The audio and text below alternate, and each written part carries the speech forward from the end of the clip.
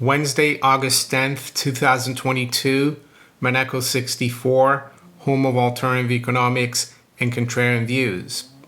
Yes, it's not just recently, but for the last 50 years, the middle class has been eviscerated, not just in the United States, but also in the UK, and I would say Western Europe. There's a lot of talk now about what we need to do to help the middle class, to help the general public with the cost of living crisis, as they call it. Well, I call it the result of 50 years of inflation and taxation. And with that, we're going to look at why only sound money will restore the strength or help rebuild the middle class, help rebuild prosperity and more wealth equality. I'm not a communist, of course, or a socialist, but I believe in sound money, and I will show to you how the current system that we've had since August 15th, 1971 has totally eviscerated the middle class. So the Democrats, of course, think they're helping. They've passed this Inflation Reduction Act. I recommend you read this article that I'm going to put below in the description. It's in the Epoch Times. And it says GOP issues warning as Democrat Inflation Reduction Act includes hiring of 87,000 new IRS agents. Yes, the Democrats are arguing that they're only going to go after families that earn more than 400,000.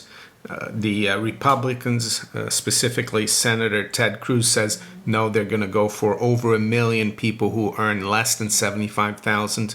And some say that the way they're going to finance these new IRS agents is through taxing those that earn under 75,000. Be as it may, I've looked through this act a little bit, not very much in detail, but from what other people are saying, the name of it is just a cover for a Green New Deal that is going to hurt the United States, of course. They're going to make energy more, the supply is going to go down, and the public is going to end up paying for it through taxation. They've done it in Europe. They've done it here. It's one of the reasons why we have the energy crisis in the UK. They've been subsidizing, financing these new challenger energy companies, which many of which have gone bust in the last 12 months, and people don't realize that. And they've taxed us. They've put a green tax on our bills as well, and they're going to be doing the same thing in the US. Here in the UK, of course, Liz Truss and Sunak, the two contestants for the post of Prime Minister, they're saying they're going to cut taxes, or they're going to help the public, they're going to deficit spend more. It's crazy. When you read about Weimar Germany, and I highly recommend you do, read When Money Dies by Adam Ferguson, you kind of laugh, because they thought back then that the more money they printed, the more they would help people. But it was the complete opposite, right? And they're doing the same thing now. And that's why we're going to look at sound money. Yes, until we hear politicians on both sides of the pond talking about sound money, about bringing back a gold standard or a bimetallic system, because in a sound money system, preferably you want to have a bimetallic system. Gold is the backing for savings. It's not something that you use every day because it has high value, and the silver is more for everyday transaction. Until we hear politicians and others, economists in the mainstream, talking about going back to a sound money system, anything they bring out to try to solve the problem is not going to solve it. It's just going to be a band-aid. It's going to make things worse. So I'm going to refer to A Pocketbook of Gold, a survival manual for monetary mayhem by James Sinclair and Peter Carlin, or Jim Sinclair. and this was written back in 2010, and I think we are in the storm, monetary storm, and the mayhem is coming soon. And this is what they talk about, how this has occurred. And this is the history of the last 50 years or so since Richard Nixon closed the gold window, or basically detached the dollar from gold or sound money. On page 53, it says, how has this occurred? As is widely known, the abandonment of fiat money in favor of a gold-based currency, in part or in whole, would prevent large-scale deficit spending by politicians, because government debt could not be paid off by running of a printing press. Yeah, the Fed and the Bank of England are not independent, nor is the ECB, of course. They're financing the Italian and the Spanish government now, at the expense, of course, of other governments in Europe. In the Keynesian world we live in, this is avoided like the plague. Yeah, going back to sound money or a gold standard. Politicians live only to be re-elected.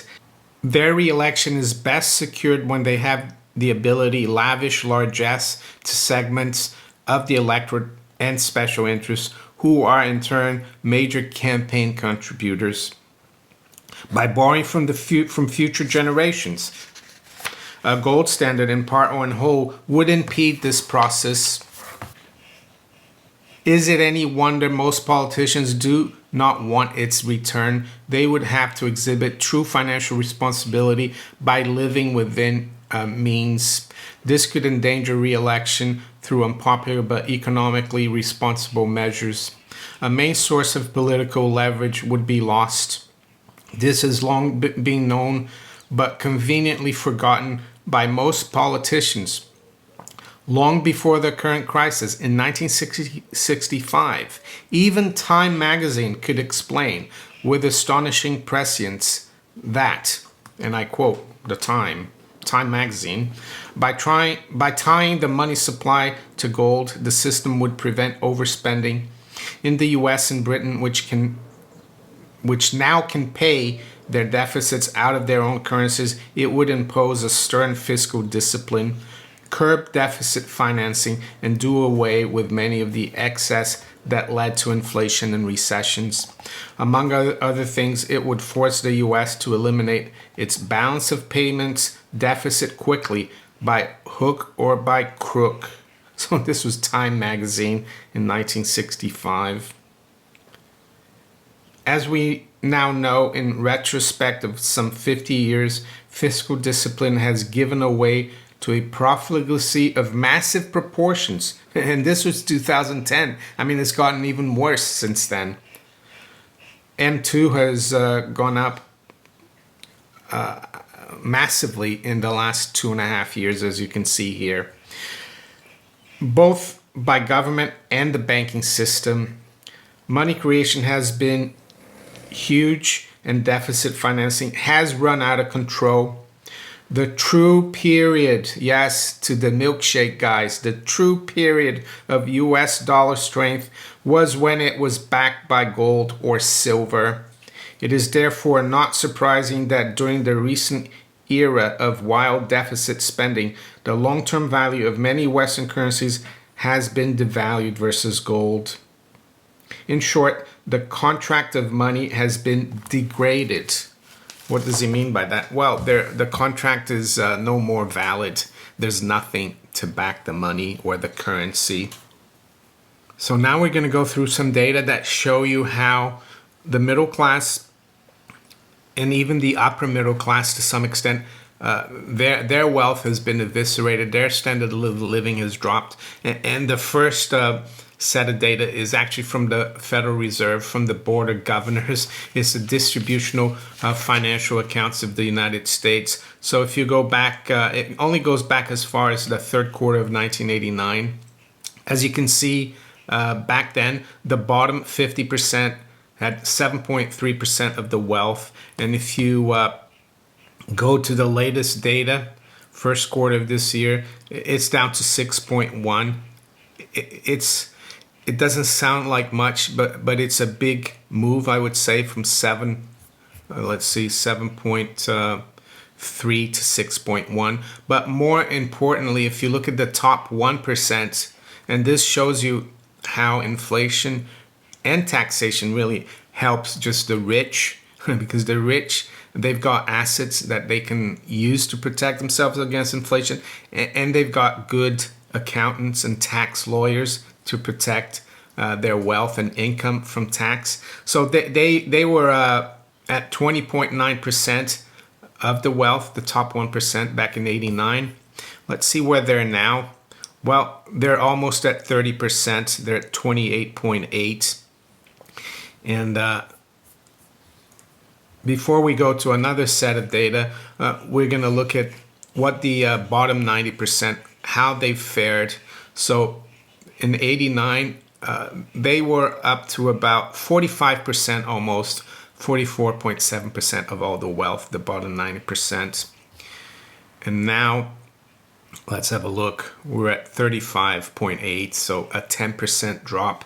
So this is what inflation, taxation, and a fiat currency system has done to the bottom. The people at the bottom of the economic ladder, especially the middle class and the bottom 50%. And now I want to go through some data. One of my patrons sent me a message, and he had some data from 1970 and today. The data were median home price and median income. So simple data. In 1970, the median home price was $17,000.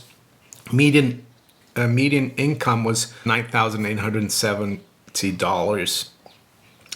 And he asked me, what was the price of gold back in 1970? Well, it's easy to know. It was 35 because it was fixed at that level up until August 15th, really, 1971. And then the market went crazy after that. So I would say gold was a little bit undervalued at that time because they'd been manipulating the price, trying to keep it from going above 35. And it's one of the reasons they had to close the gold window, because the gold price was too low. But I calculated how many ounces of gold you needed to buy the median home price back in 1970, and it was 485.71 ounces. And I also calculated what the median income was in ounces of gold, and that was 282 ounces. So you needed 1.7 years really of saving your whole median income, which is of course not possible, but let's do it for mathematical purposes and to show how the currency, the paper dollar, has been such a bad deal for the middle class. So yeah, you only needed 1.72 years of income to buy the average or median home. And the way to do this, of course, is just divide those numbers by 35, which is the price per troy ounce. And then I took the gold price yesterday after the close. It was $17.94. So now in 2022, you need 245.26 ounces. The median home price right now is $440,000. And the most astonishing number, though, and it shows how the middle class has been really trampled upon by inflation and taxation, is the median income. Right now it's at just below 62,000 at 61,937, and that equates to 34.52 ounces of gold. So yeah, I know gold was undervalued back in 1970, but still Americans earned 282 ounces on average of gold in 1970. That was the median income, and now it's 34.52, and they need to work 7.1 years earning that median income to afford to buy a house. Is it any wonder that people are so hard up? and there's a cost of living crisis. And I would say this applies to the UK as well, but I don't have the data. So just to conclude then, my point here is that anything the politicians and even people in the public, I hear more and more people blaming oil companies and energy companies for the cost of living crisis. They need to do their homework. They need to wake up and smell the coffee. It's all about the currency, the fiat currency system. And unless we go back to a sound money system, honest weights and measures, nothing is going to improve. There is encouragement, of course. I spoke about Steve Bannon calling for the abolition of the Fed. That would be a great step towards a sound money, I would say, because it's the Federal Reserve that perpetuates the fiat currency system by being able to create reserves out of thin air to finance all the deficit spending.